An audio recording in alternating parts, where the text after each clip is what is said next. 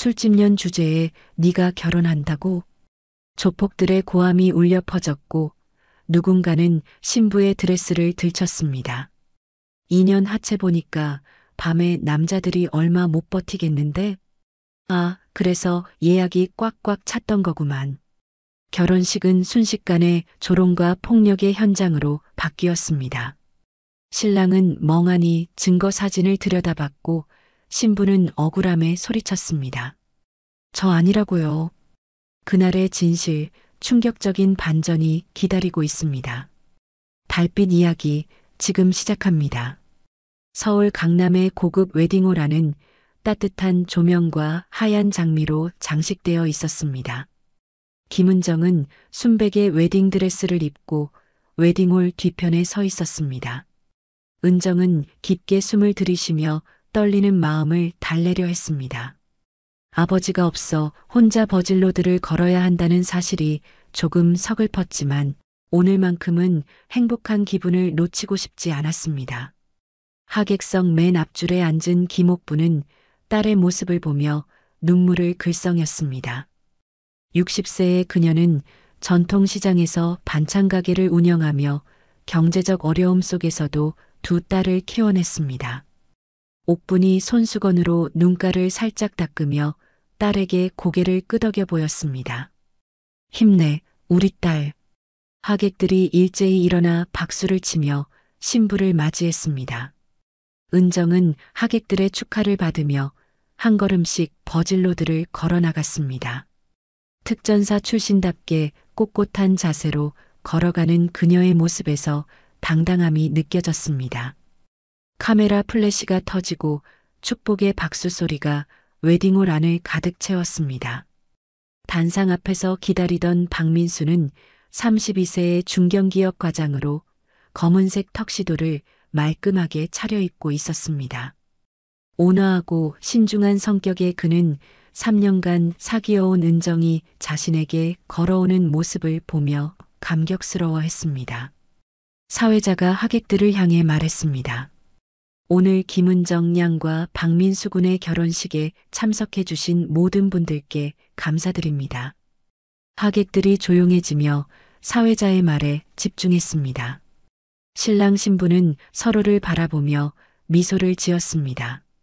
바로 그때 웨딩홀 뒤쪽 문이 거칠게 열리는 소리가 들렸습니다. 쾅 하는 소리와 함께 찬 바람이 웨딩홀 안으로 들어왔습니다.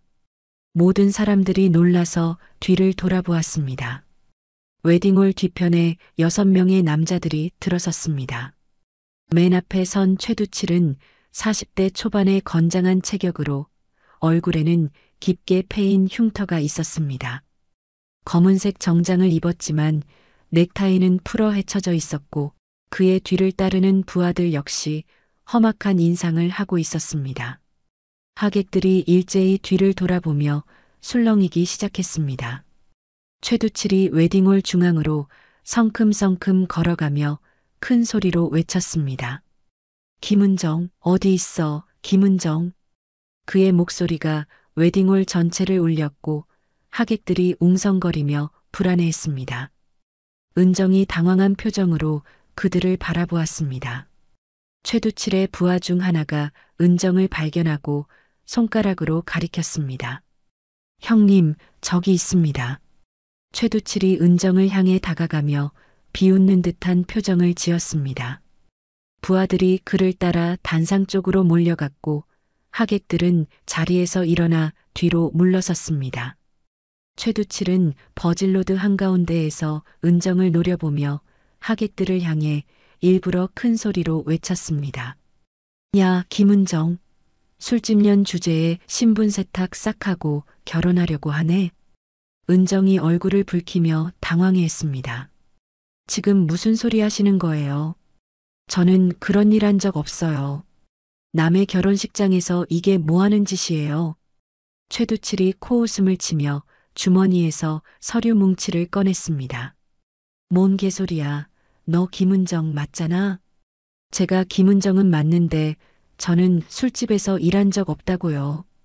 그 순간 부하 중 하나가 사진들을 흔들며 소리쳤습니다. 뻔뻔하게 어디서 발뺌하냐? 여기 증거도 있는데. 그들이 펼쳐 보인 사진에는 술집에서 일하는 자신의 모습이 찍혀 있었습니다.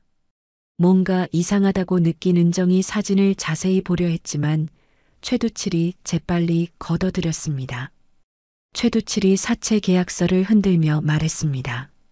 여기 내 이름으로 빌린 돈이 1억이야. 어디서 돈 안 갚고 튈라 그래. 하객들이 웅성거리며 충격받은 표정을 지었습니다. 민수가 은정을 바라보며 믿을 수 없다는 듯한 눈빛을 보냈습니다. 은정아, 대체 이게 다 무슨 소리야? 은정이 진짜 억울한 표정으로 민수에게 말했습니다. 오빠, 이거 나 아니야. 나도 진짜 어이가 없는데 진짜 나 아니라고. 그리고 곧바로 조폭들을 향해 날선 목소리로 외쳤습니다. 당신들 누군데 대체? 난 당신들 처음 본다고. 남의 결혼식 와서 이게 무슨 짓이야? 최두칠의 부하가 큰 소리로 웃었습니다. 아니, 지난주에도 너 2차 나갔잖아. 내가 데려다 줬고. 근데 지금 와서 처음 본다고? 2년 뻔뻔한 거 보소. 또 다른 부하가 은정에게 다가서며 위협적인 말투로 말했습니다. 술집에서 몸 팔아가며 돈 벌던 년이 순결한 척하네. 그가 은정을 끌고 가기 위해 그녀의 웨딩드레스를 거칠게 움켜잡으려 했습니다. 하지만 그 순간 은정은 특전사 출신의 본능이 작동하기 시작했습니다. 은정이 드레스를 한 손으로 걷어올리며 재빠르게 몸을 돌렸습니다. 자신의 드레스를 잡으려는 부하의 손목을 잡고 비틀어 제압했습니다. 아! 부하가 비명을 지르며 바닥에 무릎을 꿇었습니다. 은정이 다른 부하가 달려들자 드레스 치마를 발로 차올려 그의 시야를 가린 후 정확한 급소 타격을 가했습니다. 두 번째 부하도 쓰러졌습니다. 하객들이 비명을 지르며 출입구 쪽으로 달려나가기 시작했습니다. 도망쳐. 경찰 불러. 웨딩홀이 순식간에 아수라장이 되었습니다. 하지만 나머지 4명의 부하들이 동시에 은정을 에워쌌습니다. 웨딩드레스의 무거운 치마와 하이힐이 은정의 움직임을 크게 제한했습니다. 은정이 균형을 잃으며 비틀거리자 부하들이 재빠르게 그녀의 팔을 붙잡았습니다. 최두칠이 만족스러운 표정으로 바라보며 말했습니다. 역시 밤마다 몸쓰는 일을 하니까 몸놀림이 좋네. 은정이 몸부림치며 소리쳤습니다. 놓아. 이거 놓으라고. 나 아니라고 진짜. 민수가 결혼 반지를 끼운 손을 떨며 바라보고 있었습니다. 민수의 얼굴에 배신감과 분노가 섞인 복잡한 감정이 스쳤습니다. 3년간 사귀어온 여자가 이런 과거를 숨기고 있었다는 사실에 충격을 받았습니다. 민수가 손가락에서 결혼 반지를 빼며 떨리는 목소리로 말했습니다. 은정아, 이게 다 사실이야? 은정이 절망적인 표정으로 민수를 바라보며 울부짖었습니다. 오빠 아니야. 정말 아니야. 나 좀 믿어줘. 나 진짜 억울해. 하지만 민수는 결혼 반지를 바닥에 던지며 돌아섰습니다. 결혼 반지가 대리석 바닥에 떨어져 쨍그랑 하는 소리를 냈습니다. 그리고는 하객들과 함께 웨딩홀을 떠나기 시작했습니다. 은정이 절규하며 그를 부르고 있었지만 그는 뒤도 돌아보지 않고 떠났습니다.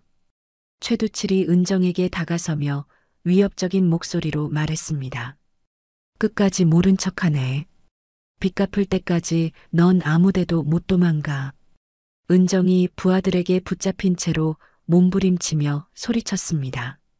정말 나 아니라고. 너네들 누군데 남의 결혼식을 이렇게 망치냐고. 최두칠이 비웃으며 손가락으로 은정의 턱을 들어 올렸습니다. 와, 2년 이거 연기가 거의 여자 주연급이네. 적당히 해라 좀. 부하들이 은정의 양팔을 더욱 단단히 붙잡았습니다. 은정이 필사적으로 저항하려 했지만 제대로 힘을 쓸 수 없었습니다. 부하 중 하나가 은정의 다리를 들어 올리며 말했습니다. 형님, 2년 하체 힘 보니까 밤에 남자들 기어 나갔겠는데요? 또 다른 부하가 비아냥대듯 말을 받았습니다. 그래서 예약이 꽉꽉 찼던 거구만. 그때 하객석에서 옥분이 뛰어나왔습니다. 60세의 그녀는 평소보다 훨씬 빠른 걸음으로 남자들한테 달려왔습니다. 옥분이 두 손을 모으며 애원했습니다. 그만해요. 경찰 부를 거예요. 최두칠이 옥분을 힐끗 보며 코웃음을 쳤습니다. 불러 이 아줌마야. 아직 안 불렀어? 옥분이 은정에게 달려가려 했지만 부하 하나가 그녀를 가로막았습니다. 어이 아줌마 위험하니까 그냥 거기 계셔. 옥분이 눈물을 흘리며 소리쳤습니다. 우리 은정이를 놔줘요. 제발. 최두칠이 짜증스럽다는 듯 손을 흔들었습니다. 시끄럽게 떠들지 말고 딸년이 빚진 거 대신 갚을 거면 1억을 가져오든가. 웨딩홀 안은 이미 대부분의 하객들이 떠난 상태였습니다. 몇몇 사람들만이 멀리서 휴대폰으로 이 상황을 촬영하고 있었습니다. 웨딩홀 직원들은 구석에 숨어서 상황을 지켜보고 있었습니다. 최두칠이 부하들에게 고개를 끄덕였습니다. 자, 이제 가자. 오늘은 결혼식 날이니까 웨딩드레스 입은 채로 일하러 가자. 부하들이 은정을 들어 올리려 하자 은정이 마지막 힘을 다해 저항했습니다. 부하들이 은정을 더욱 단단히 붙잡으며 웨딩홀 출구 쪽으로 끌고 갔습니다.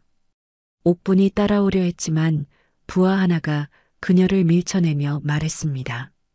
아줌마는 여기 있으라고. 따라오면 더 위험해져. 옥분이 바닥에 주저앉으며 오열했습니다. 최두칠 일당이 은정을 웨딩홀 밖으로 끌고 나갔습니다. 주차장에는 검은색 승합차가 대기하고 있었습니다. 부하들이 은정을 차 뒷자리에 밀어넣으며 최두칠이 마지막으로 웨딩홀을 돌아보며 비웃었습니다. 승합차 문이 쾅 하고 닫히며 은정의 절규 소리가 차 안에 갇혔습니다. 차량이 웨딩홀을 떠나며 검은 연기를 뿜어내고 사라졌습니다.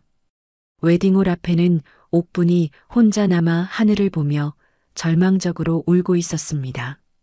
웨딩홀에 경찰차 사이렌 소리가 울려 퍼졌습니다. 2대의 순찰차가 급하게 주차장에 멈춰섰고 4명의 경찰관이 뛰어내렸습니다. 이미 조폭들이 은정을 데리고 사라진 지 5분이 지난 후였습니다. 웨딩홀 안은 엉망진창이 되어 있었습니다. 김 형사가 웨딩홀 안으로 들어서며 상황을 파악했습니다. 40대 중반의 그는 20년 경력의 베테랑 수사관이었습니다.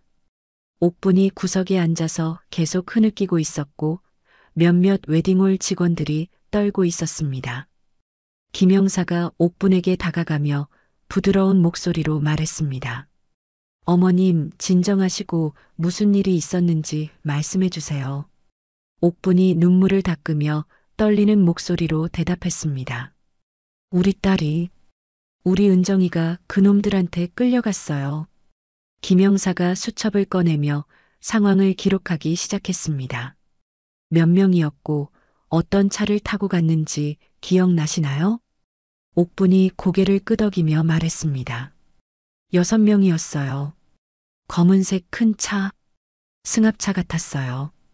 다른 경찰관이 웨딩홀 직원에게 CCTV 영상 확인을 요청했습니다. 웨딩홀 매니저가 떨리는 손으로 CCTV 모니터를 켰습니다. 화면에는 최두칠 일당이 들어오는 모습과 은정을 끌고 나가는 장면이 선명하게 기록되어 있었습니다. 김 형사가 모니터를 자세히 보며 말했습니다.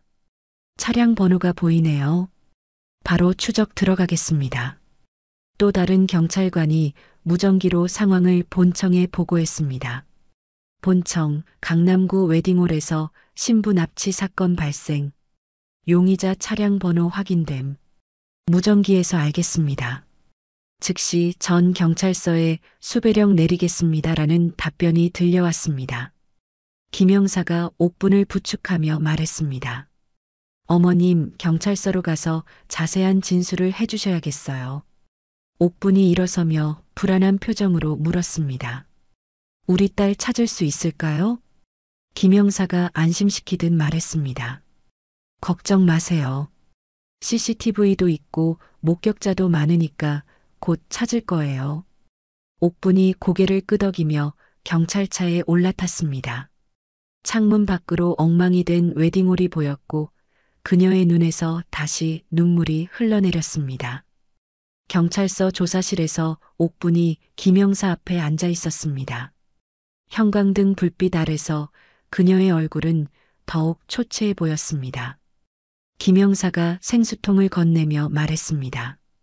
천천히 말씀해 주세요. 그 사람들이 왜 따님을 데려갔는지 이유를 아시나요? 잘 모르겠어요. 우리 딸이 무슨 사채를 썼다면서 술집에서 일한다고. 그런데 우리 딸은 전혀 그럴 애가 아니거든요. 조폭들이 다른 사람과 착각한 건 아닐까요? 옥분이 생수를 한 모금 마시며 생각에 잠겼습니다. 사진까지 들고 있었는데 그 사진에 정말 우리 딸과 똑같은. 옥분이 갑자기 얼굴을 들며 말했습니다. 혹시 설마 지혜와 착각한 건 아닐까요? 김영사가 의아한 표정을 지으며 물었습니다. 지혜요? 그게 누구죠? 옥분이 한숨을 쉬며 설명했습니다. 은정이 쌍둥이 언니예요.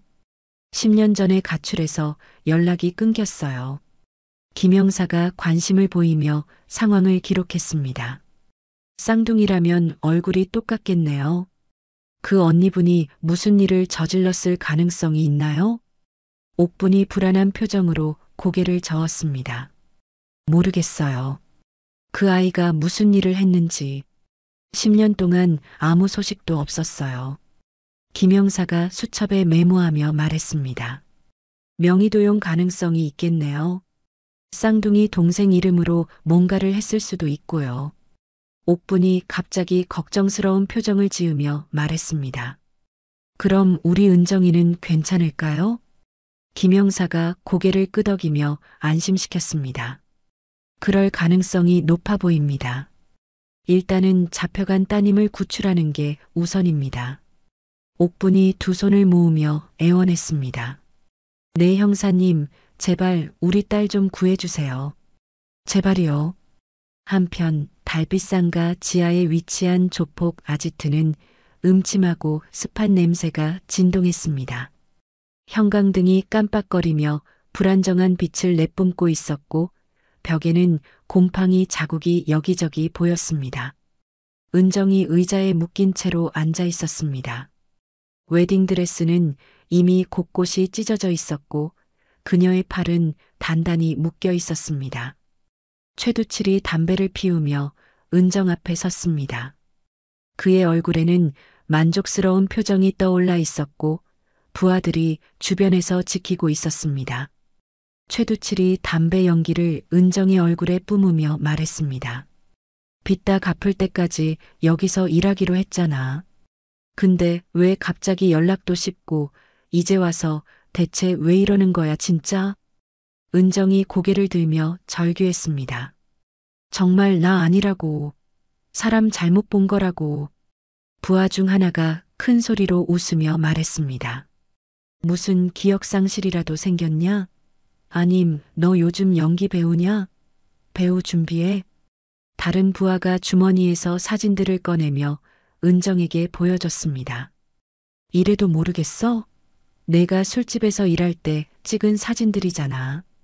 은정이 사진을 자세히 보니 자신과 똑같이 생긴 얼굴이었지만 분명히 본인이 아니었습니다. 은정이 깨달음의 표정을 지으며 말했습니다.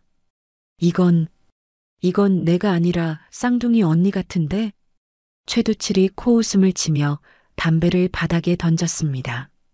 이건 또 무슨 개소리야. 쌍둥이? 그런 변명은 처음 들어본다. 은정이 필사적으로 설명했습니다. 정말이라고. 나한테 쌍둥이 언니가 있다고. 부하가 은정의 뺨을 때리며 소리쳤습니다. 닥쳐. 끝까지 발뺌할 거야? 은정의 뺨이 빨갛게 부어올랐고 입가에서 피가 흘러내렸습니다. 은정이 눈물을 흘리며 계속 말했습니다. 아니, 나 진짜 아니라고 이 새끼들아. 최두칠이 짜증스럽다는 듯 손을 흔들었습니다. 또 다른 부하가 술병을 들고 와서 은정 앞에 놓았습니다. 형님, 인연이 계속 다채롭게 거짓말하는데 어떻게 할까요? 최두칠이 은정의 턱을 거칠게 잡으며 말했습니다. 좋아, 기억이 안 난다면 다시 떠올려줘야지. 그가 부하들에게 고개를 끄덕이자 그들이 은정 주변으로 몰려들었습니다. 그 시각 경찰서 상황실에서는 긴급 상황이 진행되고 있었습니다. 대형 모니터에는 시내 곳곳에 CCTV 영상이 실시간으로 송출되고 있었고 10여 명의 수사관들이 바쁘게 움직이고 있었습니다. 김 형사가 무전기를 들고 급박한 목소리로 지시했습니다. 차량 번호 12조 3456 달빛상가 지하로 들어가는 게 발견됐습니다. 관제 요원이 키보드를 빠르게 두드리며 대답했습니다. 위치 확인됐습니다. 특공대 즉시 출동하겠습니다. 검은색 경찰 특공대 차량 세대가 사이렌을 울리며 달빛상가로 향했습니다. 특공대원들은 방탄조끼를 착용하고 무장을 완료한 상태였습니다. 특공대장 박준호가 무전기로 상황을 확인했습니다. 목표 지점 500m 전방. 모든 팀 준비 완료. 무전기에서 김 형사의 목소리가 들려왔습니다. 피해자의 안전이 최우선입니다. 조심해서 접근하세요. 특공대 차량들이 상가 앞에 조용히 정차했습니다. 특공대원들이 차에서 내려 건물을 포위하기 시작했습니다.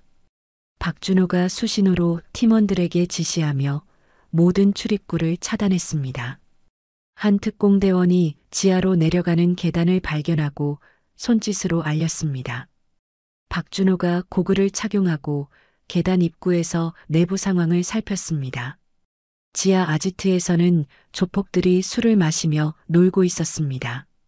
최두칠이 소주잔을 기울이며 부하들과 이야기하고 있었고 은정은 여전히 구석에 묶여 있었습니다.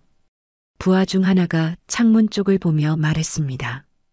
형님, 밖이 좀 어수선한 것 같은데요? 최두칠이 술에 취한 목소리로 대답했습니다. 뭔 소리야, 원래 이 시간엔 여기가 다 시끌벅적하지. 바로 그때 지하 출입문이 쾅 하고 박살나며 특공대원들이 우르르 들어왔습니다. 경찰이다.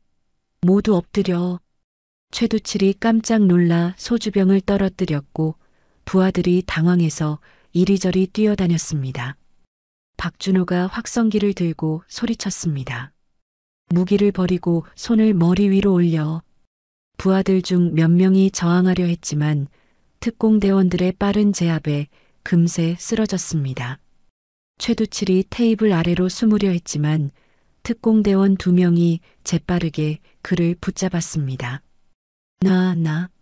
우리가 뭘 잘못했다고 이래. 박준호가 최두칠의 팔을 비틀며 수갑을 채웠습니다. 납치 및 감금 혐의로 체포한다. 은정이 의자에 묶인 채로 혼란을 지켜보다가 기회를 놓치지 않았습니다.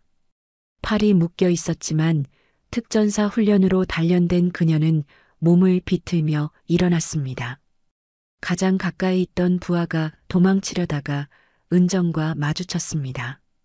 은정이 팔이 묶인 채로도 발로 그의 배를 차서 넘어뜨렸습니다. 다른 부하가 은정에게 달려들었지만 은정이 발차기로 그의 무릎을 정확히 가격했습니다. 부하가 바닥에 쓰러지며 무릎을 움켜잡았습니다. 박준호가 은정에게 다가가 밧줄을 풀어주며 말했습니다. 괜찮으세요? 다친 곳은 없나요? 은정이 손목을 비비며 안도의 한숨을 쉬었습니다. 네, 괜찮아요. 정말 고맙습니다. 특공대원들이 조폭들에게 모두 수갑을 채워 연행 준비를 했습니다. 최두칠이 끌려가면서도 은정을 노려보며 소리쳤습니다. 2년 기억해도 우리가 쉽게 포기할 줄 알아? 은정이 당당하게 그를 바라보며 대답했습니다. 내가 나 아니라고 했지. 콩밥이나 처먹어라. 지하 아지트 밖으로 나오자 옥분이 경찰차에서 내려 은정에게 달려왔습니다. 은정아, 우리 딸, 괜찮아? 다친 데는 없어? 옥분이 은정을 끌어안으며 울음을 터뜨렸습니다. 은정도 어머니의 품에 안기며 그동안 참았던 눈물을 흘렸습니다. 엄마, 저 괜찮아요. 정말 괜찮아요. 김영사가 다가와서 은정에게 말했습니다. 수고 많으셨습니다. 이제 진술만 받으면 모든 게 끝날 거예요. 은정이 고개를 끄덕이며 물었습니다. 아무래도 언니가 사채를 빌린 것 같아요. 네, 안 그래도 어머님 진술을 통해 김지혜 씨의 명예 도용 사건 쪽으로 가닥을 잡았습니다. 언니는 찾았나요? 김영사가 아직 찾지 못했다는 표정으로 고개를 저었습니다. 아직이지만 곧 찾을 거예요. 걱정 마세요. 서울 외곽의 다세대 주택, 거실에서 은정이 소파에 앉아 있었습니다. 찢어진 웨딩드레스는 벗고 평상복으로 갈아입었지만 얼굴에는 아직 충격의 흔적이 남아 있었습니다. 옥분이 따뜻한 꿀차를 끓여와 은정 앞에 놓았습니다. 은정아, 이거 마셔. 몸이 놀랐을 텐데. 은정이 차를 한 모금 마시며 한숨을 쉬었습니다. 거실 TV에서는 뉴스가 나오고 있었습니다. 오늘 오후 강남의 한 웨딩홀에서 결혼식 중이던 신부가 조폭들에게 납치되는 사건이 발생했습니다. 화면에는 웨딩홀 앞에 혼란스러운 모습과 경찰차들이 보였습니다. 은정이 리모컨으로 TV를 끄며 말했습니다. 하루 종일 이것만 나오네. 옥분이 은정 옆에 앉으며 걱정스러운 표정을 지었습니다. 민수 씨한테 연락해봤어? 오해 풀어야지. 은정이 고개를 저으며 쓸쓸하게 말했습니다. 아직 뭐라고 말해야 할지 모르겠어요. 그래도 전화를 하긴 해야 하는데. 그때 집 밖에서 누군가의 발걸음 소리가 들려왔습니다. 천천히 조심스럽게 계단을 올라오는 소리였습니다. 옥분이 귀를 기울이며 말했습니다. 누가 오나? 은정도 소파에서 일어나 현관 쪽을 바라봤습니다. 현관 앞에서 초인종이 울리는 대신 작은 목소리가 들려왔습니다. 은정아. 그 목소리는 떨리고 있었고 10년이 지났지만 여전히 익숙했습니다. 은정이 깜짝 놀라며 현관 쪽으로 뛰어갔습니다. 옥분도 뒤따라 일어났습니다.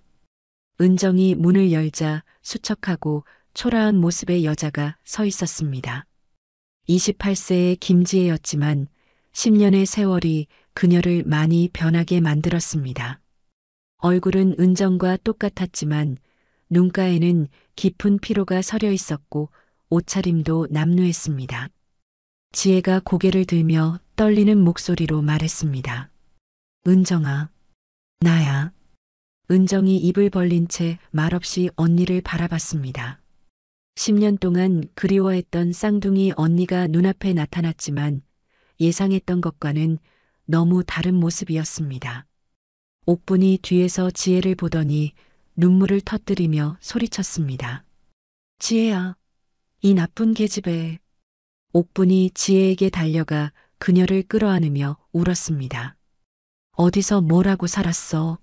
10년 동안 소식도 없이. 지혜가 어머니의 품에 안기며 눈물을 흘렸습니다. 엄마, 미안해요. 정말 미안해요. 옥분이 지혜의 등을 두드리며 화를 내면서도 그리움을 표현했습니다. 은정이 현관문을 닫고 지혜를 바라보며 복잡한 감정을 느꼈습니다. 반가움과 원망, 그리고 걱정이 뒤섞인 마음이었습니다. 지혜가 은정을 보며 고개를 숙였습니다. 은정아, 나 때문에 이런 일이 생겼어. 미안해. 옥분이 지혜를 놓으며 따져 물었습니다. 도대체 무슨 일이야? 지혜가 바닥을 보며 참회하는 목소리로 말했습니다. 내가 은정이 명의로 돈을 빌렸어요.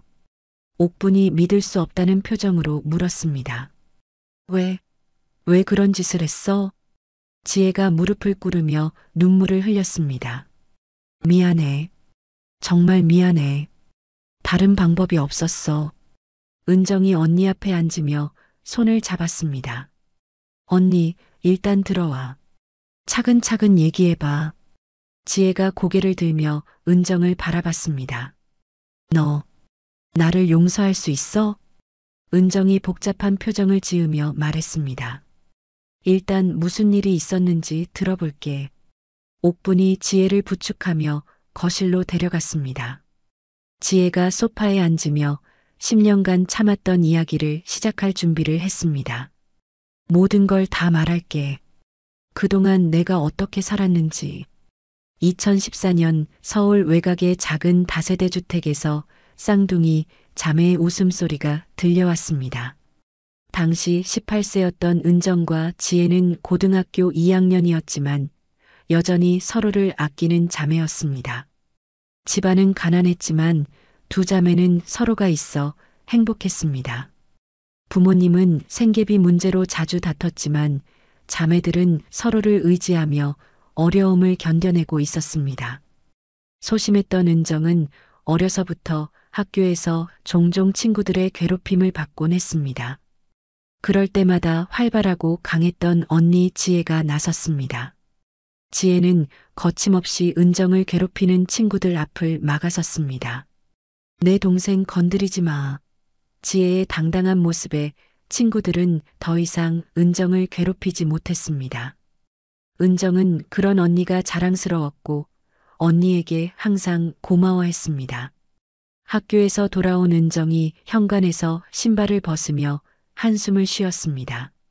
그녀의 운동화 밑창에는 큰 구멍이 뚫려 있었고 비 오는 날이면 발가락이 젖어들었습니다. 지혜가 은정의 운동화를 보며 걱정스러운 표정을 지었습니다. 은정아, 이거 너무 심하게 뚫렸는데? 은정이 괜찮다는 듯 웃으며 대답했습니다. 괜찮아. 조금만 더 참으면 돼. 지혜가 자신의 운동화를 보며 말했습니다. 내 거랑 바꿔 신어. 은정이 고개를 저으며 거절했습니다. 아냐, 안 그래도 돼, 언니. 지혜가 자신의 운동화를 벗으며 억지로 은정에게 내밀었습니다. 발이 커서 나한테는 안 맞아. 너한테 더 잘 맞을 거야. 지혜의 발은 은정의 발보다 훨씬 작았지만 은정을 위해 신발을 바꿔줬습니다. 다음 날 아침 지혜는 구멍 뚫린 운동화를 신고 학교에 갔습니다. 친구들이 그녀의 운동화를 보며 수군거렸지만 지혜는 아무렇지 않다는 듯 웃었습니다. 지혜야, 신발 어떻게 된 거야?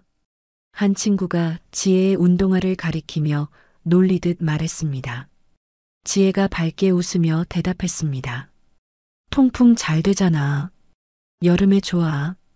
어느 날 밤 부모님이 생활비 문제로 큰 소리로 다투고 있었습니다. 이달 전기세도 못 낸 상황에서 어떻게 애들 학비를 대? 아버지의 거친 목소리가 집안을 울렸습니다. 어머니 옥분이 울먹이며 대답했습니다. 그래도 애들 고등학교는 졸업은 시켜야지. 은정이 방에서 이 소리를 들으며 무서워 떨고 있었습니다. 지혜가 은정의 손을 잡고 조용히 말했습니다. 은정아, 옥상으로 올라가자. 두 자매가 옥상으로 올라가자 밤하늘에는 별들이 반짝이고 있었습니다. 지혜가 밤하늘을 바라보며 따뜻한 목소리로 말했습니다. 은정아, 저 별들 봐. 얼마나 예쁘냐. 은정이 언니의 품에 안겨 별을 바라봤습니다. 지혜가 계속해서 말했습니다. 세상에 힘든 일이 있어도 나는 항상 내 편이야. 지혜가 은정의 어깨를 토닥이며 약속했습니다. 절대 너 혼자 안 놔둬. 내가 항상 지켜줄게. 은정이 안심하며 언니에게 기댔습니다. 언니가 있어서 나는 무서운 게 없어. 지혜가 미소 지으며 말했습니다. 그래, 우리 둘이 있으면 뭐든 할 수 있어. 아래층에서는 여전히 부모님의 다투는 소리가 들려왔지만 두 자매는 서로를 의지하며 어려움을 견뎠습니다. 지혜가 은정의 머리를 쓰다듬으며 말했습니다. 은정아, 나중에 우리가 다 커서 돈 많이 벌면 엄마 아빠 편하게 해드리자. 은정이 고개를 끄덕이며 대답했습니다. 응, 꼭 그렇게 하자. 그때는 두 자매 모두 이런 약속을 지킬 수 있을 거라고 믿었습니다. 서로가 있는 한 어떤 어려움도 이겨낼 수 있다고 생각했습니다. 하지만 곧 닥쳐올 시련에 대해서는 아무도 예상하지 못했습니다. 그날 밤 옥상에서 바라본 별빛처럼 그들의 행복도 언젠가는 사라질 운명이었습니다. 어느 날 지혜는 1학년 후배 하나가 학교 계단 모서리에서 울고 있는 것을 발견했습니다.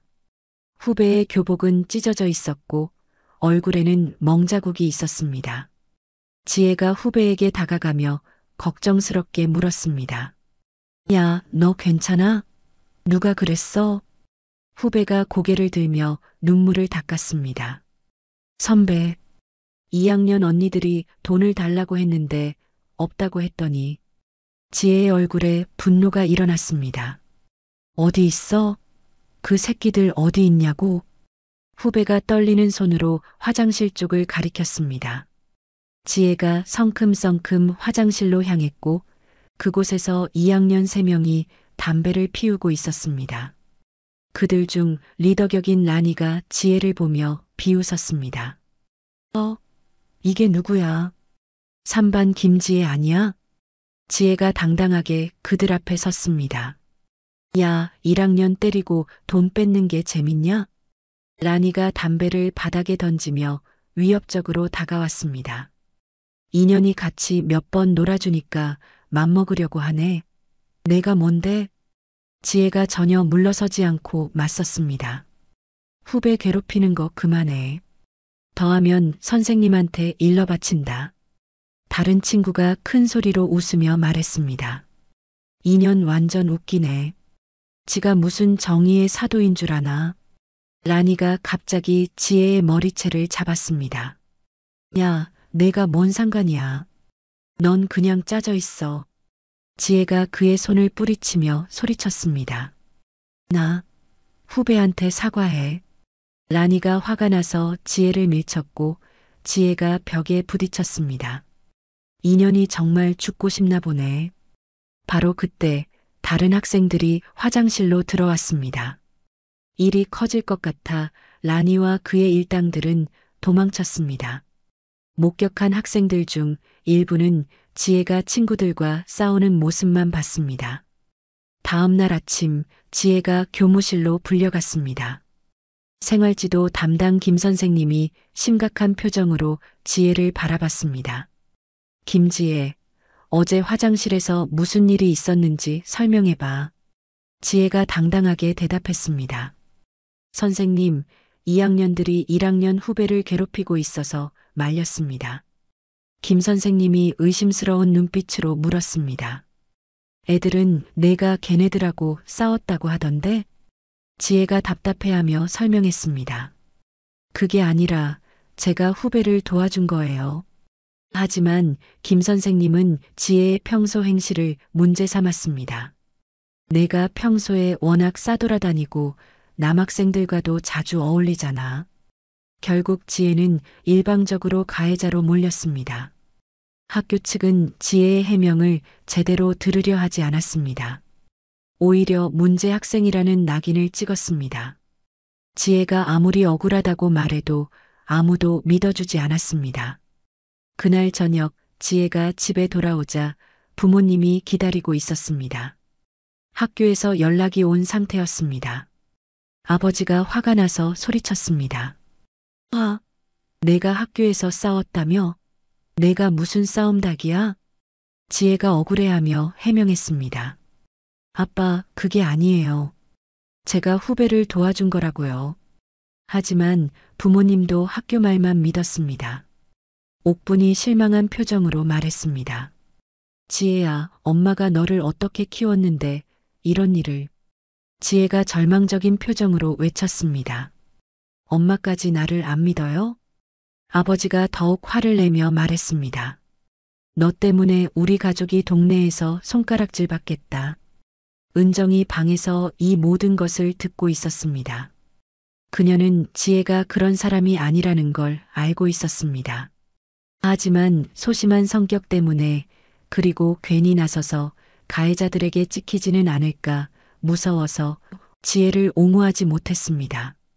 지혜가 혼자 모든 비난을 감당하는 모습을 보며 죄책감을 느꼈지만 용기를 내지 못했습니다. 늦은 밤 지혜는 자신의 방에서 작은 가방에 옷가지를 넣고 있었습니다.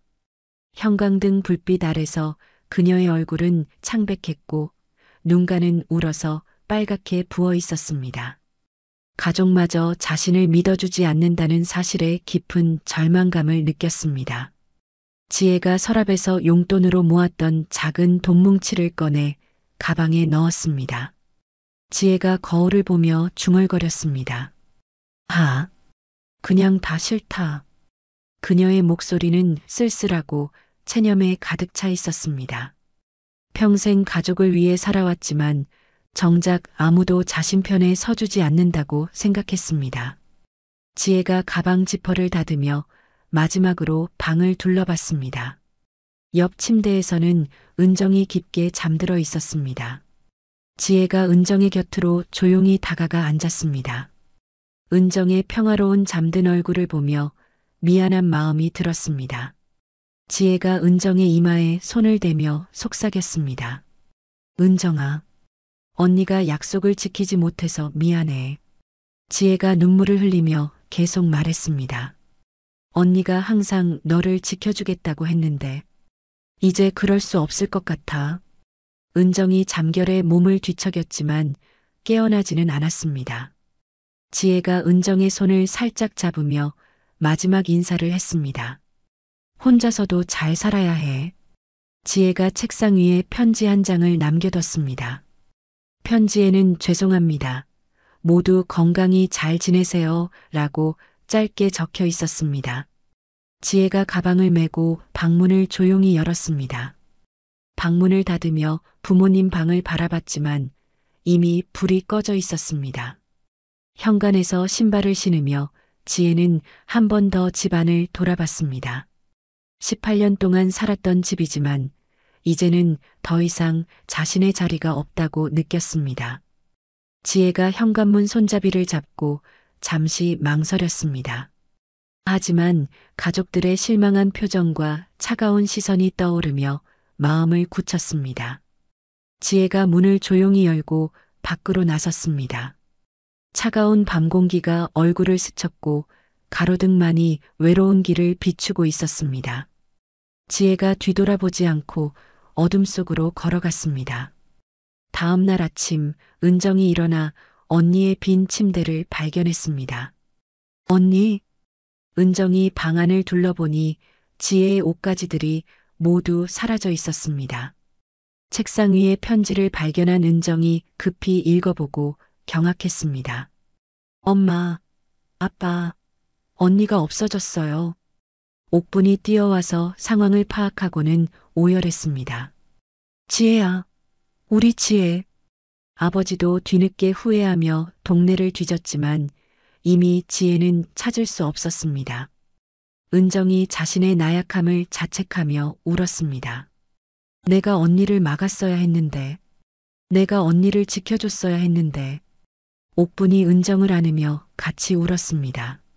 하지만 이미 때는 늦었고 지혜는 어둠 속으로 사라진 후였습니다. 그날 이후 은정은 자신의 소심함과 나약함을 극복하기 위해 운동을 시작했습니다. 언니를 지켜주지 못한 죄책감이 그녀를 변화시켰습니다. 다시는 소중한 사람을 지키지 못하는 일이 없도록 하자. 은정이 이런 다짐을 하며 나약함을 극복할 수 있었고 졸업 이후 특전사의 길을 걷기 시작했습니다. 10년이 지난 지금까지도 가족들은 지혜를 기다렸습니다. 하지만 그 긴 세월 동안 지혜가 어떤 고생을 했는지는 아무도 몰랐습니다. 그 밤의 선택이 지혜에게 어떤 시련을 가져다 줄지도 예상하지 못했습니다. 다음에 서울 외곽 공장에서 지혜가 컨베이어 벨트 앞에 서 있었습니다. 손에는 군데군데 상처가 나 있었고 손톱 밑에는 기름때가 끼어 있었습니다. 공장 직원들은 어린 지혜를 대수롭지 않게 여겼습니다. 공장장이 지혜에게 소리쳤습니다. 야, 김지혜. 포장하는 속도가 너무 느려. 지혜가 숨을 헐떡이며 대답했습니다. 죄송합니다. 더 빨리 하겠습니다. 다른 작업자가 비웃으며 말했습니다. 고등학교도 제대로 안 나온 애가 뭘 할 줄 알겠어. 그냥 집에나 가지. 지혜가 참고 견디며 계속 일했습니다. 작은 고시원 방세와 생활비를 빼면 거의 남는 돈이 없었습니다. 그래도 지혜는 언젠가는 상황이 나아질 거라고 믿었습니다. 몇 달 후 지혜는 24시간 식당에서 설거지 일을 구했습니다. 밤 10시부터 아침 6시까지 일하는 야간 근무였습니다. 끝없이 쌓이는 그릇들을 씻어내는 일은 단조롭고 힘들었습니다. 식당 사장은 지혜를 함부로 대했습니다. 식당 사장이 지혜에게 화를 냈습니다. 야, 설거지도 제대로 못해? 이것 봐, 기름때가 그대로 있잖아. 지혜가 고개를 숙이며 사과했습니다. 죄송합니다. 다시 하겠습니다. 사장이 계속해서 트집을 잡았습니다. 이런 식으로 일할 거면 다른 데 가서 해. 지혜의 손은 세제 때문에 갈라지고 거칠어졌습니다. 잠을 제대로 못 자서 눈 밑에는 다크서클이 짙게 생겼습니다.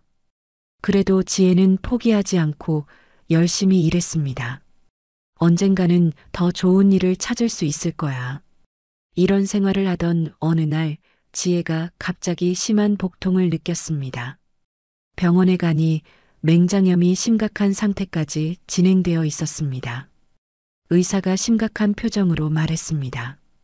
복막염까지 번져서 큰 수술을 해야 합니다. 지혜가 떨리는 목소리로 물었습니다. 수술비는 얼마나 들까요? MRI도 찍어야 하고 특수 항생제도 써야 해서. 의사는 각종 검사와 고가의 치료를 권했습니다. 결국 청구된 병원비는 800만 원이었습니다. 지혜가 은행에 대출을 신청했지만 불안정한 소득 때문에 거절당했습니다. 소득 증빙이 안 되시네요. 대출이 어렵습니다. 절망한 지혜는 신용카드 현금 서비스와 할부를 이용할 수밖에 없었습니다. 연 24%의 높은 금리였지만 다른 방법이 없었습니다. 그 후 지혜는 카드 빚을 갚기 위해 밤낮 없이 일했습니다. 편의점과 공장을 오가며 이중 근무를 했고 쉬는 날도 없었습니다. 겨우겨우 카드 빚을 다 갚고 나서 지혜는 반지하 월세방에서 살며 돈을 모으기 시작했습니다. 5년 동안 정말 악착같이 모아서 드디어 5천만 원을 모았습니다. 지혜는 반지하 생활에서 벗어나고 싶었습니다. 비싼 월세를 내느니 차라리 전세이자를 부담하는 편이 더 이득이라고 판단한 그녀는 그동안 모아둔 돈을 모두 털어 전세집을 마련했습니다.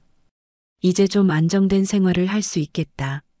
하지만 계약한 전세집은 깡통 전세였습니다. 집주인이 사기를 쳐서 보증금을 돌려받을 수 없게 되었습니다. 지혜는 하루아침에 무일푼이 되었고 전세자금 대출 3천만 원만 남았습니다. 더 이상 갈 곳도 없고 대출받을 곳도 없는 절망적인 상황이었습니다. 전세 피해자 단톡방에서 누군가 글을 올렸습니다. 물라이트 코인으로 저 전세 사기 손에 다 메웠어요. 한 달에 40% 수익 보장. 지혜는 처음에는 의심했지만 상황이 너무 절망적이었습니다. 문 사장이라는 사람과 만나기로 했고 그는 람보르기니를 타고 나타났습니다. 저도 전세 사기 당했다가 이걸로 인생 역전했어요. 문 사장이 화려한 그래프를 보여주며 설명했습니다. 복리의 마법이에요. 한 달에 40%씩 1년이면 원금의 50배가 됩니다. 지혜가 미심쩍어 하자 문 사장이 자신의 코인 지갑을 보여주며 제안했습니다. 저도 처음엔 안 믿었어요. 근데 보세요. 저 1년 만에 지금 이렇게 된 거예요. 문 사장이 자신의 차를 가리키며 말했습니다. 못 믿겠으면 일단 100만 원만 넣어보세요. 한 달 후에 140만 원 되어 있다니까요. 결국 지혜는 마지막 희망이라 생각하고 남은 돈을 모두 탈탈 털어 100만 원을 투자했습니다. 한 달 후 정말로 계좌에 140만 원이 찍혀 있었습니다. 지혜가 흥분해서 문 사장에게 연락하자 그가 말했습니다. 돈 빼지 마세요. 그대로 두면 다음 달에 196만 원이 될 거예요. 실제로 다음 달에는 196만 원이 되어 있었습니다. 지혜는 완전히 확신하게 되었습니다. 문 사장이 지혜에게 속삭였습니다. 큰 돈을 벌려면 시드머니가 중요해요. 만약 지혜님이 1억을 넣었으면 지금 거의 2억이 있는 거잖아요.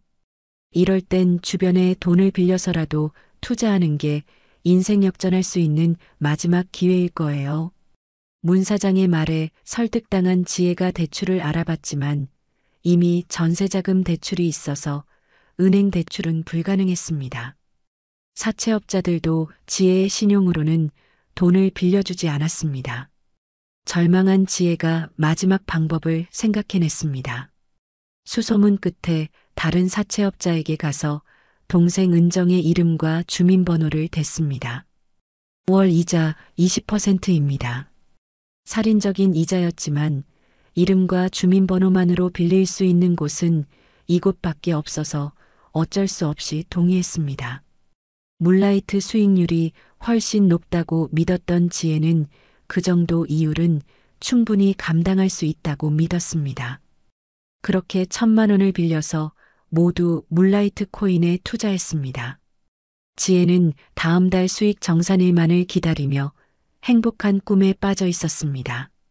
1,000만 원이 1,400만 원이 되면 사채 이자 200만 원을 내고도 200만 원이 남는 계산이었습니다. 이제 정말 인생이 바뀔 거야. 지혜는 매일 계좌를 확인하며 설렜습니다. 하지만 수익 정산일이 되어도 돈이 입금되지 않았습니다. 지혜가 급하게 문 사장에게 연락했지만 전화는 계속 꺼져 있었습니다.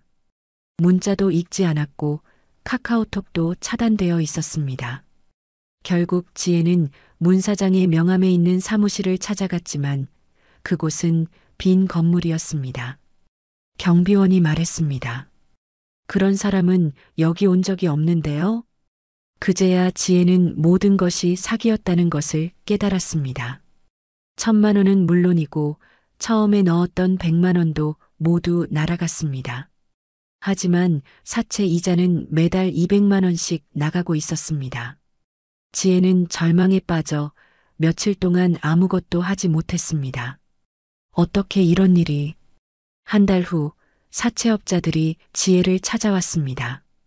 최두칠이 위협적인 목소리로 말했습니다.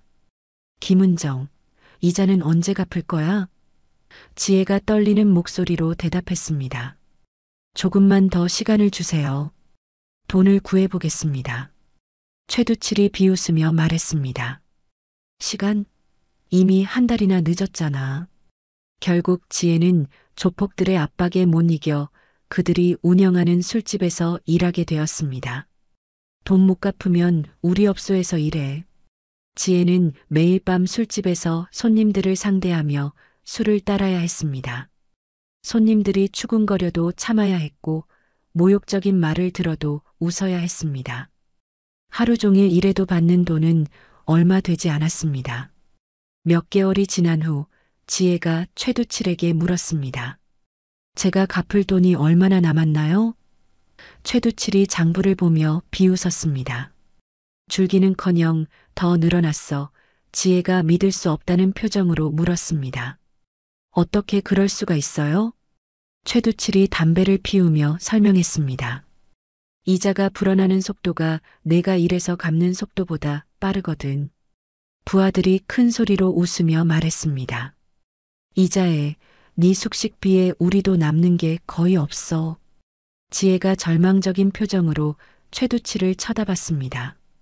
최두칠이 음흉하게 웃으며 말했습니다. 이 속도로는 평생 갚을 수 없어. 다른 방법을 써야지. 부하가 지혜에게 다가서며 말했습니다. 몸을 팔아서라도 갚아야 할 것 같은데? 지혜가 화를 내며 소리쳤습니다. 그런 건 절대 할 수 없어요. 최두칠이 위협적으로 말했습니다. 그럼 평생 우리 밑에서 일해야지. 다른 방법이 없잖아. 지혜는 그날 밤 술집에서 나와 골목길을 걸으며 생각했습니다. 이대로는 정말 평생 벗어날 수 없겠다. 그녀는 조폭들로부터 도망치기로 결심했습니다. 차라리 도망쳐서 새로 시작하자. 2024년 10월 지혜는 마침내 술집에서 도망쳤습니다. 일주일 동안 찜질방과 고시원을 전전하며 숨어 지냈습니다. 그러던 중 뉴스에서 동생의 납치 소식을 보게 됐습니다. 결혼식 중이던 신부 김모 씨가 조폭들에게 납치당했습니다. 지혜는 충격을 받았습니다. 지혜가 TV 앞에서 오열했습니다. 은정아, 나 때문에. 그녀는 자신의 잘못으로 동생이 고통받는다는 사실에 견딜 수 없었습니다. 지혜는 더 이상 숨어 있을 수 없다고 결심했습니다. 동생을 구하기 위해서라도 나타나야 했습니다. 그래서 지혜는 집 앞에 나타났습니다. 10년간의 고생이 그녀를 완전히 바꿔놓았습니다. 한때 활발하고 의협심 강했던 소녀는 이제 수척하고 지친 여인이 되어 있었습니다. 하지만 동생에 대한 사랑만은 변하지 않았습니다. 지혜의 긴 고백이 끝나자 거실에는 무거운 침묵이 흘렀습니다. 10년간의 고난사를 들은 은정과 옥분의 얼굴에는 복잡한 감정이 스쳐 지나갔습니다. 지혜는 여전히 고개를 숙이고 있었고 눈물이 바닥에 떨어지고 있었습니다. 옥분이 먼저 입을 열며 떨리는 목소리로 말했습니다. 우리가 그때 널 믿어줬어야 했는데. 지혜가 고개를 들며 어머니를 바라봤습니다. 엄마, 이제 그런 건 중요하지 않아요. 지혜가 자리에서 일어나 무릎을 꿇었습니다. 내가 동생 명의로 사채를 쓴 건 변명할 수 없는 잘못이에요. 은정이 언니를 일으켜 세우려 했지만 지혜는 완고하게 무릎을 꿇은 채였습니다. 지혜가 결연한 표정으로 말했습니다. 경찰서에 가서 자수하겠어요. 은정이 깜짝 놀라며 말했습니다. 언니, 그럴 필요 없어. 이미 조폭들은 다 잡혔어. 지혜가 고개를 저으며 대답했습니다. 그게 아니야. 명의도용은 내가 저지른 범죄야. 그놈들이 다시 풀려나면 은정이 너한테 또 채권 추심을 할 거야. 정상화를 해야 해. 옥분이 지혜의 손을 잡으며 눈물을 흘렸습니다. 그때 우리가 널 믿어줬어야 했는데. 엄마가 미안하다. 지혜가 어머니의 손을 꽉 잡으며 말했습니다. 엄마, 이제 과거는 됐어요. 중요한 건 앞으로예요. 은정도 언니의 다른 손을 잡으며 눈물을 글썽였습니다.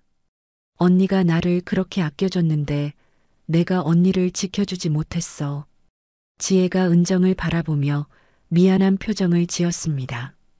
은정아, 내가 잘못한 건 없어. 다 내가 한 선택이었어.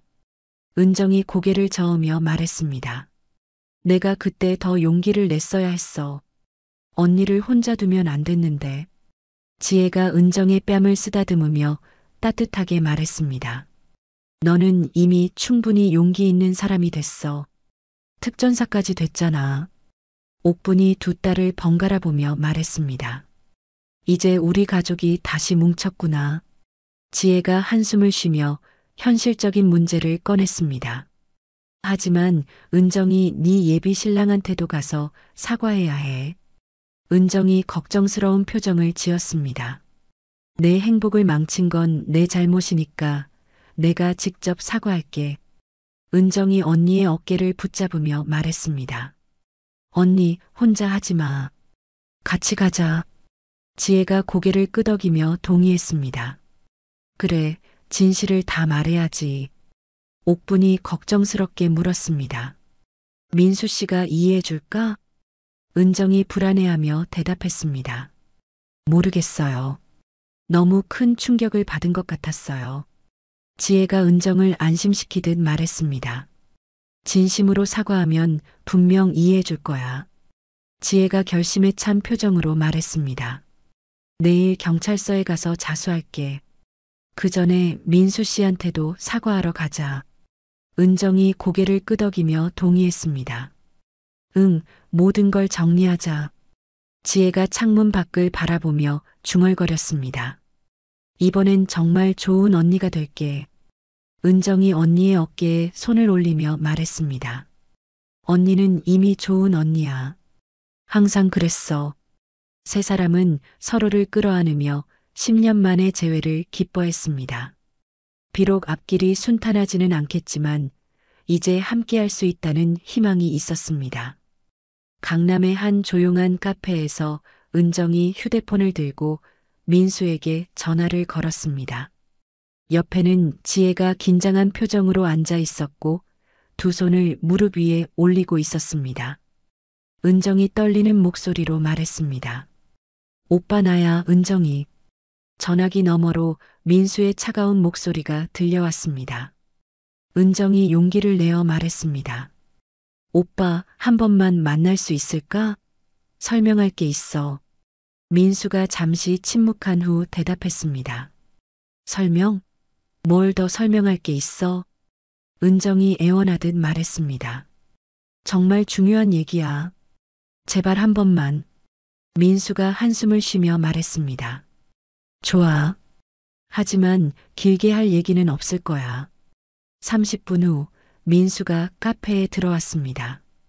평소와 달리 얼굴이 거칠어 보였고 눈가에는 피로가 서려 있었습니다. 민수가 은정과 지혜를 번갈아 보며 놀란 표정을 지었습니다. 아니 이게 뭐야? 쌍둥이야? 지혜가 무릎을 꿇으며 말했습니다. 죄송합니다. 정말 죄송합니다. 민수가 당황하며 지혜를 일으켜 세우려 했습니다. 일어나세요. 사람들이 봐요. 하지만 지혜는 완강하게 무릎을 꿇은 채였습니다. 제가 저지른 일 때문에 은정이와 민수 씨가 피해를 봤습니다. 민수가 의자에 앉으며 복잡한 표정을 지었습니다. 정말 은정 씨 쌍둥이가 맞나요? 은정이 고개를 끄덕이며 설명했습니다. 응, 10년 전에 가출한 쌍둥이 언니야. 민수는 은정과 지혜를 번갈아 바라보며 말을 잇지 못했습니다. 지혜가 고개를 들며 솔직하게 말했습니다. 제가 은정이 명의로 사채를 썼습니다. 민수가 충격받은 표정으로 물었습니다. 명의도용이라는 뜻인가요? 지혜가 눈물을 흘리며 고백했습니다. 네, 제가 동생 이름을 써서 돈을 빌렸어요. 민수가 은정을 바라보며 말했습니다. 그럼 은정이는 정말 억울한 게 맞네요? 은정이 고개를 끄덕이며 대답했습니다. 내가 말했잖아, 나 아니라고. 지혜가 다시 절하며 사과했습니다. 모든 게 제 잘못입니다. 은정이는 완전히 무고해요. 민수가 한동안 침묵하며 생각에 잠겼습니다. 그의 마음속에서는 복잡한 감정들이 교차했습니다. 은정에 대한 사랑과 배신감, 그리고 안도감이 뒤섞여 있었습니다. 민수가 천천히 입을 열었습니다. 은정이의 결백함이 증명된 건 다행인데, 하지만 민수의 목소리에는 여전히 상처가 묻어났습니다. 하지만 조금 시간은 필요하겠어요. 부모님에게도 다시 얘기해 봐야 하고, 민수가 은정의 손을 조심스럽게 잡으며 말했습니다. 지혜가 감격하며 말했습니다. 고맙습니다. 정말 고맙습니다. 민수가 지혜를 일으켜 세우며 말했습니다. 이제 일어나세요. 과거는 과거니까. 은정이 눈물을 글썽이며 민수를 바라봤습니다. 오빠 미안해. 정말 미안해. 민수가 은정의 눈물을 닦아주며 말했습니다. 은정이 내 잘못이 아니잖아. 지혜가 마지막으로 민수에게 부탁했습니다. 은정이를 잘 부탁드립니다. 민수가 진지하게 대답했습니다. 네, 저도 은정이를 믿어주지 못해 미안하네요. 은정이 두 사람을 번갈아 보며 안도의 한숨을 쉬었습니다. 이제 진실이 밝혀졌고 새로운 시작이 가능해 보였습니다. 강남의 고급 아파트, 박민수의 집 거실에서 긴장감이 감돌고 있었습니다. 민수의 아버지 박정호는 60대 초반의 엄격한 인상을 한 회사 임원이었습니다. 어머니 이순희는 50대 후반으로 품위 있는 외모를 하고 있었지만 지금은 분노로 얼굴이 일그러져 있었습니다. 민수가 부모님 앞에 앉아 사건의 전말을 설명하고 있었습니다. 박정호가 테이블을 주먹으로 치며 소리쳤습니다. 무슨 소리야? 그런 가족과 다시 결혼하겠다고? 민수가 침착하게 대답했습니다. 아버지, 은정 씨는 잘못이 없어요. 언니가 명의를 도용한 거라고요. 이순희가 손으로 이마를 짚으며 한숨을 쉬었습니다. 민수야, 그게 중요한 게 아니야. 이순희가 격분하며 말했습니다. 세상에 여자가 얼마나 많은데 굳이 그런 술집에서 일하는 집안과. 민수가 어머니의 말을 끊으며 설명했습니다. 어머니, 그건 은정 씨가 아니라 언니예요. 박정우가 화를 내며 소리쳤습니다. 언니든 동생이든 상관없어. 그런 가족과 연결되면 우리 가문에 먹칠한다. 민수가 일어서며 부모님을 마주봤습니다. 가문이 그렇게 중요해요? 이순희가 믿을 수 없다는 표정으로 아들을 바라봤습니다. 민수야, 내가 지금 뭐라고 하는 거니? 민수가 단호한 목소리로 대답했습니다. 저는 은정 씨와 결혼하겠어요. 박정우가 자리에서 벌떡 일어나며 소리쳤습니다. 이 자식이 정말 부모 말을 안 듣겠다는 거야? 민수가 처음으로 부모에게 맞서며 말했습니다. 부모님 말씀은 항상 들어왔어요. 하지만 이번만은 안 돼요. 이순희가 울먹이며 애원했습니다. 민수야, 엄마 말 좀 들어라. 다른 좋은 여자 얼마든지 있어. 민수가 고개를 저으며 단호하게 말했습니다. 저는 은정 씨가 좋아요. 다른 사람은 생각할 수 없어요. 박정우가 협박하듯 말했습니다. 그럼 유산 상속도 포기하는 거로 알아라. 민수가 망설임 없이 대답했습니다. 좋아요. 제가 스스로 살아갈 수 있어요. 이순희가 충격받은 표정으로 말했습니다. 민수야, 정말 그럴 거야? 우리를 버리고? 민수가 어머니의 손을 잡으며 말했습니다. 어머니를 버리는 게 아니에요. 제 선택을 존중해 달라는 거예요. 박정우가 화가 나서 거실을 걸어다니며 말했습니다. 이런 일이 동네에 소문나면 우리가 어떻게 살아? 민수가 아버지를 똑바로 보며 말했습니다. 아버지, 체면보다 중요한 게 사랑이에요. 이순희가 비웃으며 말했습니다. 사랑? 사랑으로 밥 먹고 살아? 민수가 진지하게 대답했습니다. 저희가 열심히 일해서 살겠어요. 박정우가 마지막 카드를 꺼내며 말했습니다. 그럼 우리와는 연을 끊는 걸로 알아. 민수가 잠시 망설였지만 곧 결심을 굳혔습니다. 그렇게 하시겠다면 어쩔 수 없죠. 이순희가 아들의 단호한 모습에 놀랐습니다. 민수야, 정말? 민수가 부모님께 깊게 절하며 말했습니다. 지금까지 키워주셔서 감사했어요. 박정우가 분노하며 소리쳤습니다. 당장 나가. 내 아들이라고 생각하지 마. 민수가 침착하게 자신의 방으로 가서 짐을 싸기 시작했습니다. 이순희가 아들의 방문 앞에서 울며 말했습니다. 민수야, 마음 바뀌면 언제든 돌아와. 민수가 문을 열고 어머니를 바라보며 말했습니다. 어머니, 저는 은정 씨 없이는 살 수 없어요. 박정우가 마지막으로 경고했습니다. 후회해도 늦어. 민수가 가방을 들고 집을 나서며 말했습니다. 후회하지 않을 거예요. 부모님은 아들이 나가는 모습을 지켜보며 복잡한 심정이었습니다. 민수는 돌아보지 않고 집을 떠났습니다. 그의 마음속에는 은정에 대한 사랑만이 가득했습니다. 서울지방경찰청 앞에서 지혜가 은정과 옥분과 함께 걸어가고 있었습니다. 지혜는 단정한 옷을 입고 있었지만 얼굴에는 긴장감이 역력했습니다. 은정이 언니의 손을 잡으며 격려했습니다. 언니, 용기 내. 우리가 함께 있잖아. 옥분도 딸의 어깨를 토닥이며 말했습니다. 지혜야, 이제 정말 새로 시작하는 거야. 경찰서 민원실에서 지혜가 접수 담당자에게 말했습니다. 자수하러 왔습니다. 담당자가 놀란 표정으로 물었습니다. 자수요? 어떤 사건 때문에? 지혜가 차분하게 대답했습니다. 명의도용과 사문서 위조입니다. 김 형사가 지혜를 조사실로 안내했습니다. 김지혜 씨 맞죠? 며칠 전 동생분 사건 때문에 수소문하고 있었습니다. 지혜가 고개를 끄덕이며 말했습니다.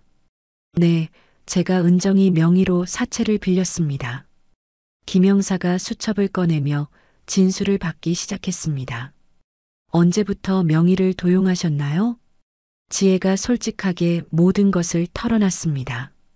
김 형사가 자세한 경위를 기록하며 감탄했습니다. 이렇게 자세하게 자수하는 경우는 드문데요. 지혜가 진심 어린 표정으로 말했습니다. 더 이상 거짓말하고 싶지 않아요. 며칠 후 검찰청에서 지혜의 사건을 검토했습니다. 담당 검사가 사건 서류를 보며 수사관에게 말했습니다. 이 사건, 조폭들의 불법 고리대출 부분도 함께 수사해야겠어. 수사관이 대답했습니다. 네, 이미 최두칠 일당의 대출 내역을 분석 중입니다. 수사 결과 놀라운 사실이 드러났습니다. 조폭들이 적용한 금리가 법정 최고 금리를 10배나 초과했습니다. 담당 변호사가 지혜에게 설명했습니다. 김지혜 씨, 이미 갚은 돈으로 원금과 법정 이자는 충분히 상환됐습니다. 지혜가 믿을 수 없다는 표정으로 물었습니다. 그럼 더 이상 빚이 없다는 뜻인가요? 변호사가 고개를 끄덕이며 확인했습니다. 네, 오히려 조폭들이 당신에게 과도한 이자를 받아간 거죠. 지혜가 안도의 한숨을 쉬며 눈물을 흘렸습니다. 10년 동안의 악몽이 끝났네요. 하지만 변호사가 현실을 일깨워줬습니다. 다만 명의도용 자체는 별개의 문제입니다. 법원에서 지혜의 첫 공판이 열렸습니다. 판사가 지혜에게 물었습니다. 피고인은 기소 내용을 모두 인정합니까? 지혜가 당당하게 대답했습니다. 네, 모두 인정합니다. 방청석에서는 은정과 옥분, 그리고 민수까지 지켜보고 있었습니다. 검사가 구형했습니다. 피고인의 명의도용 행위는 분명한 범죄 행위입니다. 하지만 자수한 점과 피해 회복 의지를 고려하여 징역 1년을 구형합니다. 지혜의 변호사가 최후 변론했습니다. 피고인은 극한 상황에서 어쩔 수 없는 선택을 했으며 깊이 반성하고 있습니다. 마지막으로 지혜가 최후 진술을 했습니다. 저는 제가 저지른 잘못을 깊이 반성합니다. 지혜의 목소리가 법정에 울려 퍼졌습니다. 특히 동생에게 피해를 준 것이 가장 죄송합니다. 판사가 지혜의 진심을 느끼며 고개를 끄덕였습니다. 한 달 후 선고 공판에서 판사가 판결을 선고했습니다. 피고인을 징역 1년에 집행유예 2년을 선고한다. 지혜가 담담하게 판결을 받아들였습니다. 판사가 덧붙여 말했습니다. 피고인의 반성을 인정하나 사회적 책임을 다하도록 사회봉사명령 120시간을 부과한다. 지혜가 고개를 들며 판사를 바라봤습니다. 피고인은 집행유예 기간 중 다시는 이런 일이 없도록 성실히 생활하기 바란다. 판결이 끝나고 지혜가 법정 밖으로 나왔습니다. 가족들이 그녀를 맞이했고 지혜는 무릎을 꿇고 사과했습니다. 정말 미안해요. 다시는 이런 일 없을 거예요. 옥분이 지혜를 일으켜 세우며 말했습니다. 이제 정말 새 사람이 되어야 해. 은정도 언니의 손을 잡으며 격려했습니다. 언니, 이제 우리가 함께 새 출발하자. 일주일 후 지혜는 사회봉사를 시작했습니다. 노인복지관에서 어르신들의 식사를 돕고 청소를 하는 일이었습니다. 처음에는 어색했지만 시간이 지나면서 지혜는 진정한 보람을 느끼기 시작했습니다. 한 할머니가 지혜에게 고마움을 표현했습니다. 지혜야, 내가 있어서 우리가 얼마나 편한지 몰라. 지혜가 할머니의 손을 잡으며 말했습니다. 할머니, 제가 더 고마워요. 저한테 이런 기회를 주셔서. 복지관 사회복지사도 지혜의 성실함에 감탄했습니다. 지혜 씨가 정말 열심히 하시네요. 어르신들이 많이 좋아하세요. 지혜가 미소 지으며 대답했습니다. 저도 여기서 많은 걸 배우고 있어요. 한 달이 지나자 지혜는 작은 식당에서 일을 시작했습니다. 매일 오전에는 사회봉사를, 오후에는 식당에서 일했습니다. 힘들었지만 지혜는 이전과 달리 마음이 평안했습니다. 정직하게 살아간다는 것이 얼마나 소중한지 깨달았습니다. 은정이 가끔 식당으로 찾아와 언니를 격려해줬습니다. 언니, 정말 많이 변했어. 얼굴이 밝아졌어. 지혜가 설거지를 하면서 은정에게 말했습니다. 은정아, 나 정말 행복해. 이렇게 떳떳하게 사는 게. 은정이 언니의 어깨를 토닥이며 대답했습니다. 나도 언니가 이렇게 변한 모습 보니까 정말 자랑스러워. 지혜가 눈물을 글썽이며 말했습니다. 이번엔 정말 좋은 언니가 될게. 약속해. 3달 후 지혜는 집행유예 기간을 성실히 보내며 완전히 달라진 사람이 되어 있었습니다. 사회봉사 120시간도 모두 마쳤고 식당에서도 안정적으로 일을 계속했습니다. 그녀의 얼굴에는 이전과 달리 평안함과 자신감이 넘쳐났습니다. 힘든 시간을 견뎌내며 진정한 성숙함을 얻었던 것입니다. 어느 토요일 오후 지혜가 노인복지관에서 자원봉사를 하고 있었습니다. 비록 의무적인 사회봉사는 끝났지만 그녀는 계속해서 어르신들을 돕고 있었습니다. 복지관 원장이 지혜에게 다가와 말했습니다. 지혜 씨, 정말 그동안 수고 많았어요. 어르신들이 지혜 씨를 얼마나 좋아하는지 몰라요. 지혜가 겸손하게 고개를 숙였습니다. 저야말로 여기서 많은 걸 배웠습니다. 원장이 미소 지으며 제안했습니다. 혹시 관심 있으시면 우리 복지관에서 정식으로 일해보시는 건 어때요? 지혜가 깜짝 놀라며 물었습니다. 저 같은 사람도 괜찮을까요? 원장이 진심으로 말했습니다. 과거는 중요하지 않아요. 지금의 지혜 씨가 어떤 사람인지가 중요하죠. 지혜가 눈물을 글썽이며 깊이 인사했습니다. 정말 감사합니다. 열심히 하겠습니다. 그날 저녁 지혜가 집에 돌아와 가족들에게 기쁜 소식을 전했습니다. 엄마, 은정아, 복지관에서 정식 직원으로 일하자고 하셨어. 옥분이 두 손을 모으며 기뻐했습니다. 정말?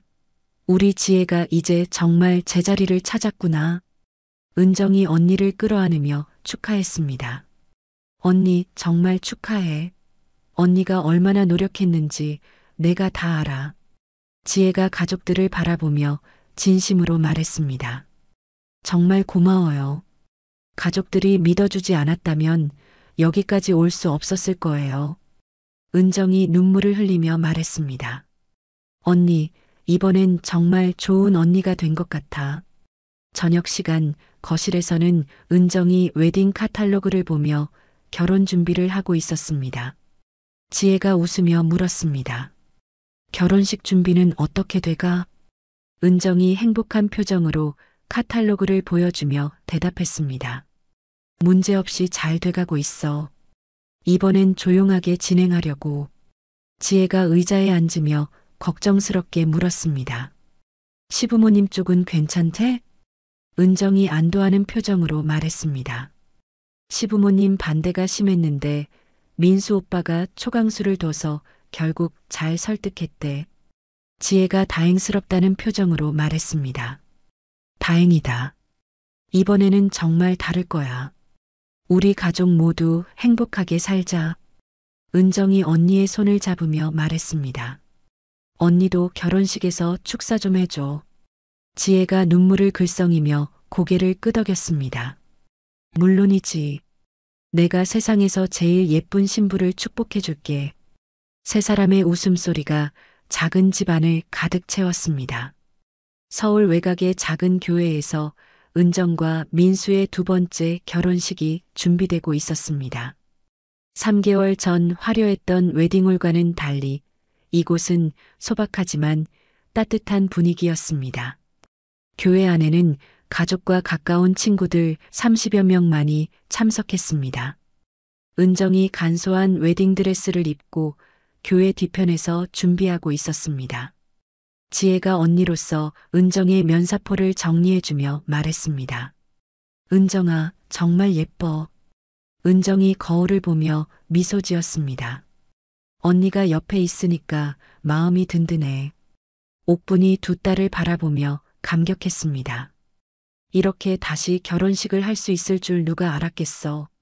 지혜가 어머니의 손을 잡으며 말했습니다. 엄마, 이번엔 정말 행복한 결혼식이 될 거예요. 교회 앞쪽에서는 민수가 단정한 정장을 입고 기다리고 있었습니다. 그의 곁에는 절친한 친구들이 함께 있었고 모두들 축복의 미소를 지었습니다. 민수의 친구가 그에게 말했습니다. 민수야, 정말 행복해 보인다. 민수가 친구들을 바라보며 대답했습니다. 정과는 완전히 다른 기분이야. 이번엔 진짜야. 하객석에는 은정의 동료 특전사들도 참석했습니다. 그들은 정장을 입고 있었지만 여전히 군인다운 자세를 유지하고 있었습니다. 한 동료가 다른 동료에게 속삭였습니다. 은정이 정말 고생 많이 했는데 이제 행복해지겠네. 다른 동료가 고개를 끄덕이며 대답했습니다. 그래, 이런 결혼식이 진짜 의미 있는 거지. 목사님이 제단 앞에 서서 하객들을 바라봤습니다. 60대의 자애로운 목사님은 온화한 미소를 지으며 말했습니다. 오늘 이 자리에 모인 모든 분들께 감사드립니다. 하객들이 숙연한 표정으로 목사님을 바라봤습니다. 진정한 사랑은 시련을 통해 더욱 깊어집니다. 결혼 행진곡이 울려 퍼지며 은정이 입장했습니다. 이번에는 지혜가 은정의 팔짱을 끼고 함께 걸었습니다. 아버지 대신 언니가 은정을 민수에게 인도하는 모습이었습니다. 하객들이 일어나 박수를 치며 신부를 맞이했습니다. 은정의 얼굴에는 이전과는 비교할 수 없는 평온함과 행복이 가득했습니다. 지혜가 은정을 민수에게 인도하며 그의 손을 잡아줬습니다. 민수 씨, 우리 은정이를 잘 부탁드려요. 민수가 진심으로 고개를 끄덕이며 대답했습니다. 제가 평생 행복하게 하겠습니다. 지혜가 은정에게 속삭였습니다. 행복해야 해. 언니는 항상 내 편이야. 목사님이 두 사람을 바라보며 설교를 시작했습니다. 사랑은 때로 시련을 통해 시험받지만 진정한 사랑은 모든 것을 이겨냅니다. 은정과 민수가 서로를 바라보며 손을 꽉 잡았습니다. 오늘 이 두 분이 보여준 것처럼 진실과 용서가 있다면 어떤 어려움도 극복할 수 있습니다. 서약 시간이 되자 민수가 먼저 맹세했습니다. 은정 씨, 어떤 어려움이 와도 당신을 지키고 사랑하겠습니다. 은정이 눈물을 글썽이며 대답했습니다. 민수 오빠, 저도 평생 오빠만을 사랑하겠어요. 두 사람이 결혼 반지를 서로의 손가락에 끼워줬습니다. 목사님이 선언했습니다. 이제 두 분을 부부로 선언합니다. 민수와 은정이 서로를 바라보며 키스했습니다. 하객들이 일제히 박수를 치며 축하했습니다. 옥분이 감격하여 눈물을 흘렸고 지혜도 행복한 미소를 지었습니다. 결혼식이 끝나고 작은 피로연이 교회 부속 건물에서 열렸습니다. 지혜가 직접 준비한 음식들이 테이블에 차려져 있었습니다. 은정이 지혜에게 다가와 꽃다발을 건넸습니다. 언니 고마워. 정말 고마워. 지혜가 꽃다발을 받으며 눈물을 흘렸습니다. 나를 용서해줘서 고마워. 두 자매가 서로를 끌어안으며 진정한 화해의 순간을 나눴습니다. 옥분이 두 딸과 사위를 바라보며 말했습니다. 이제 우리 가족이 정말 완전해졌구나. 민수가 장모님께 정중하게 인사했습니다. 어머님 잘 모시겠습니다. 지혜가 민수에게 다시 한번 고마움을 표했습니다. 정말 고마워요. 은정이를 끝까지 믿어줘서. 해가 지면서 피로연이 마무리됐습니다. 3개월 전의 악몽 같은 결혼식과는 달리 이번에는 진정한 사랑과 용서로 가득한 아름다운 결혼식이었습니다. 모든 참석자들이 진심으로 두 사람을 축복했고 가족들의 얼굴에는 행복한 미소가 가득했습니다. 은정과 민수가 손을 잡고 교회를 나서며 지혜와 옥분이 그 뒤를 따랐습니다. 진정한 사랑이 모든 시련을 이겨낸 아름다운 하루였습니다. 오늘 이야기는 어떠셨나요? 혹시 마지막까지 들어주신 분이 계시다면 잘 들었다고 댓글 하나만 남겨주세요. 여러분에게도 달빛 같은 순간이 찾아올 거예요. 지금까지 달빛 이야기였습니다. 더 좋은 사연으로 다시 찾아뵙겠습니다. 늘 평온한 하루 되시길 바랍니다. 감사합니다.